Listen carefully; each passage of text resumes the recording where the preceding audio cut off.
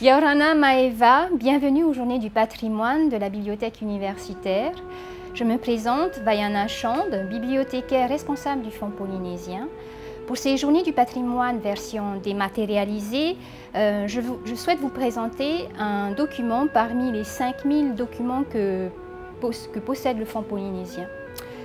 La bibliothèque possède dans ses collections 2 lithographies de Louis Breton figurant la baie de Papeete.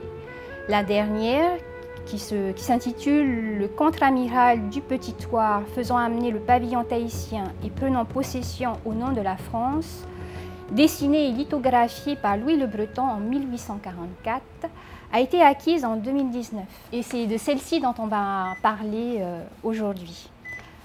Louis le Breton débute sa carrière comme aide-chirurgien à bord du vaisseau l'Astrolabe, l'un des 2 navires de l'expédition Dumont d'Urville.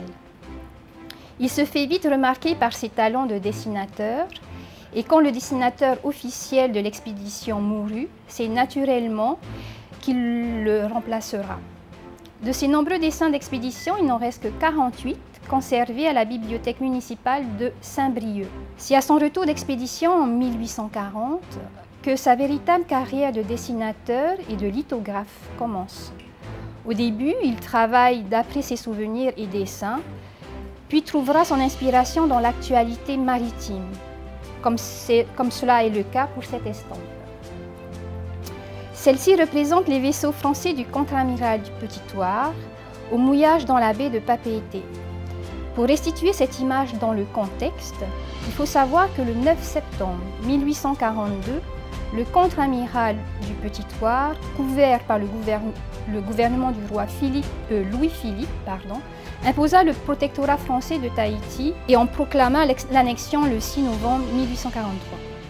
Le traité de protectorat sera signé par Pomare Vahine IV, reine de Tahiti.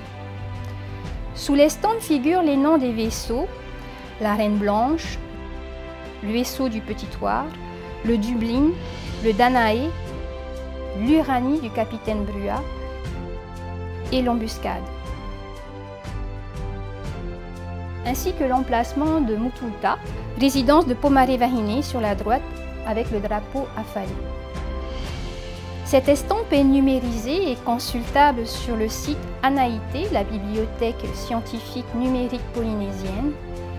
Et je vous souhaite une belle visite des Journées du patrimoine de la bibliothèque de l'Université de la Polynésie française, et les vidéos sont disponibles en ligne. À bientôt!